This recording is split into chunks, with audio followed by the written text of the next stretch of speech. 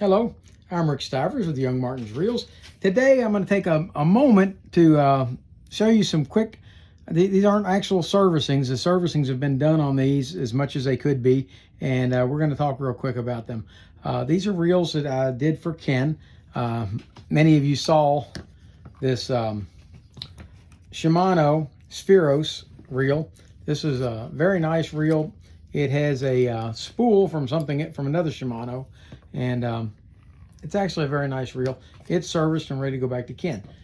We did that video. If you want to see that video, that was the Spheros 5000 FA. So that's going back to Ken. Okay, yesterday I knocked out the rest of these reels, and we're going to talk about some successes and we're going to talk about some failures. One of them, this was a success right here. This is a Daiwa GS 16551, and it says it's a ball bearing reel, and it is a ball bearing reel. It had one single ball bearing right here. What it also had, though, was these bushings in place on the main gear, and I picked up some this week for another reel that I'm working on. Some of you may remember the Penn Pursuit 2 that I'm working on, and I ordered main bearings for that. Well, when you order one, you have to order 10 if you're buying them aftermarket. So I ordered 10 of them, and when I got them in, hey, they were a perfect fit to replace these bushings on this reel.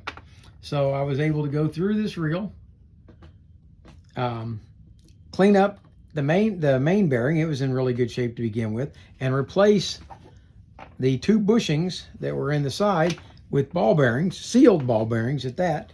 And this reel is now ready to go. It is a quick fire style reel, and it does work beautifully. The spool comes off like it's supposed to. It does what it's supposed to do. It's got good drag, and I've got it too tight. I went through this reel yesterday, got it cleaned up. It's ready to go back to Ken, and when he comes by and picks them up, that'll be ready. It's a very nice looking reel. Now, another reel, which I was kind of planning to do those two as a pair, but I've kind of run out of time. I've got so many of my own reels to do now. I decided to go ahead and clean these up for Ken and get them back to him. Some of these reels I've had of his. This one I've had since September. One of them I had since August. And so I decided it was time to go ahead and knock out Ken's reels, get them done, even though I didn't get a chance to make the videos for them. Now this reel, when I got it, would not hardly turn at all. It made a horrible grinding noise when I rotated it. And what I found was that this bearing, let me show it to you if I can get it up close enough to you. Okay, this bearing was completely eat up. It's full of rust, corrosion, and I guess I ordered this set of bearings just like I ordered the ones for the Penn Pursuit 2. I ordered them as a lot, and as a matter of fact, I ordered 2 bearings and they sent me 10. This was an order I had of those, and I went and checked, and sure enough, it was the same size, so I swapped it out, and that got me up and running on this. Now, what I did notice inside here is that this had no anti-reverse. It was like this no matter what position you put the switch in. Well, when I looked at the switch, this is supposed to be a silent anti-reverse. See there? Silent anti-reverse. Well, it was sure silent, all right, because no matter what I did, it didn't anti-reverse. It made no noise or anything else. Well, what I ended up doing was making a spring inside there to make the anti-reverse dog catch on the plate. But what that did is it took it from being a silent one to a very noisy anti-reverse. And I was still going to be satisfied with that. However, here's what happened next. I got that up and going, and I was ready to get everything. I mean, the reel's beautiful. It looks great now. It's working. It does everything it's supposed to do, except there is no trip for the bail. And what I found is that the arm inside here, it's got an L bracket arm that's supposed to go inside here and impact on the trip lever or trip ramp, and it was broken. Well, I looked through some other reels that I had, and I managed to find another rotor that had what looked to be the same identical trip ramp on it, but apparently it's a little bit small, because now that it's installed, it does not trip. It's not quite long enough to make contact with the trip ramp. So this reel is going to be a fail. As pretty as it is, as good as it goes. I mean, it's still usable. If somebody wanted to use it as a manual flip bail, it works great for that. It's a nice reel. It does everything it's supposed to do. The drag works on it. The anti-reverse works. Everything does what it's supposed to do, except it now would have a manual trip bail. For some people, that's okay, because they like to manually trip them. But I still consider this a fail because it can't meet its original requirements. Okay, next one I got in was this Blue Runner, and this reel again was another reel. This is a sad looking reel. It looks kind of rough, but once I got it cleaned up inside, everything inside it worked beautifully and clean. The anti-reverse override works. The anti-reverse on it works. The bail trips like it's supposed to. The drag works. You can adjust it. And this is a nice reel. This one I've done. It's going back to Ken. I've lubricated it all, got it all taken care of, and it's on its way. This is a Quantum Blue Runner, a Quantum Blue Runner 50 reel. And it, like I said, it's had a hard life. It's been beat up, but it certainly functions just fine. So that one's going back to Ken, and it's going to be a little difficult for him to sell it, but that's the way it goes. Okay, next was this Silstar FR40, and I had a heck of a time getting this reel going. It the anti-reverse on it and override didn't work. You couldn't override it. It stayed in anti-reverse all the time. Now I've got that fixed. It does what it's supposed to do.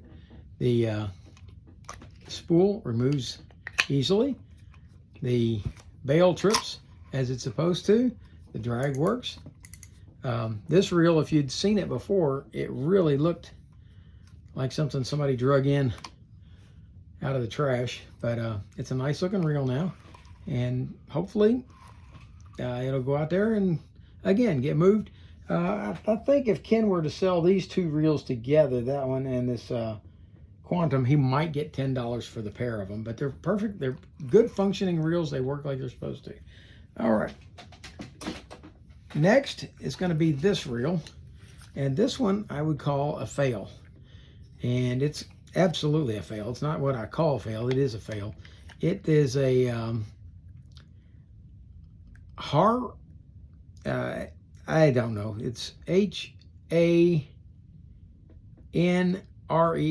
Hanrex. It's a Hanrex reel. It is very, very low budget. I took one look at this reel and said, wow, that's not going to take much to, that's a really chintzy reel. I wasn't real impressed with it, but right off the bat, I found that the spool was shattered. And since the spool is shattered, there's nothing I can do with this. Because it's a no-name brand reel that I've never heard of before, there's no way to get a spool for it. And since the spool is broken, this is a fail. Okay? Otherwise, it probably would come apart and be cleaned up pretty easily.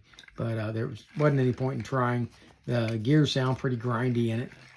It reminds me of another reel we did once before that was a fail reel. But it's just not much of a reel. All right. So that's a fail. All right. Then comes this Penn Jigmaster 500. And this is a sweet reel. If you'd seen it when he brought it in, it looked like it was all corroded. But what it actually was is all of the chrome on this thing was covered with a light coating of oil that had dried up to where it looked like a varnish. So the whole thing looked like it was all corroded up, but in actuality, it wasn't. All that cleaned up beautifully. Went inside, cleaned up the gears, everything in there was perfect. This is a very, very nice running reel. The drag on it works. The spool, nice free play. I've gone through the whole thing. It's ready to go. And this one, the only problem with this entire reel is this handle right here. And if you look real careful right here at the handle, it's loose. And any of you have ever watched Dennis Kuntz's video, he's got some where he shows you how to change this out. You can get a knob from something else, but most people who would want to buy this might want to buy it as a collector. Well, as a collector, it's not worth much because it doesn't have it wouldn't have an original handle, and this handle is damaged. So it's going back to Ken. He will be putting this one out there unless he adds it to his arsenal. This reel will probably be out there on eBay, and it'll probably end up selling for 20, 25, 30 bucks. It's a nice reel. Everything on it is beautifully serviced. Everything works like it's supposed to. It comes right apart like it's supposed to. It really is a nice reel. Let me show you real quick. Let's pop this side off. There you go. You ever seen it? I mean, just look at how nice that is. So, but anyway, that's going back to Ken. And then those are the reels that I did yesterday and the day before yesterday. I got a little too far. There we go. There we go. And that's it. Nice reel. Very nice reel. So those reels are ready to go back to Ken. There is a couple of reels left that I'm going to do that belong to Ken. One is this Spheros 8000 FA, and it is a very nice reel. And all it's going to need is a simple cleaning. So that one's going to be probably a fairly short video when we go to do it. It's not going to take very long. The other one is the reel that I'm going to do next. And today I will be posting this video. And it is for this Eagle Claw model EGA reel. And it's a reel that's made by, I think, Wright McGill, I think is how you pronounce the name. And it's a very dirty little reel, but this one we're actually going to service and do in the video, and that will be coming up next. So anyway, that's what we've got. That's what I've done up to this point this week, and hopefully you guys will stay tuned. I'm gonna put this in Ken's box also. That was the one with the no trip on the bail. That's really a shame that I couldn't get that going. I really thought that the piece that I put in this was going to work. It looked like it would, but it apparently is just a hair too short, just enough that it won't trip. So hopefully you liked the video. If you did, hit the like button. If you didn't, hit the dislike button. For now, that's Rick Stowers with Young Martin's Reels, signing out.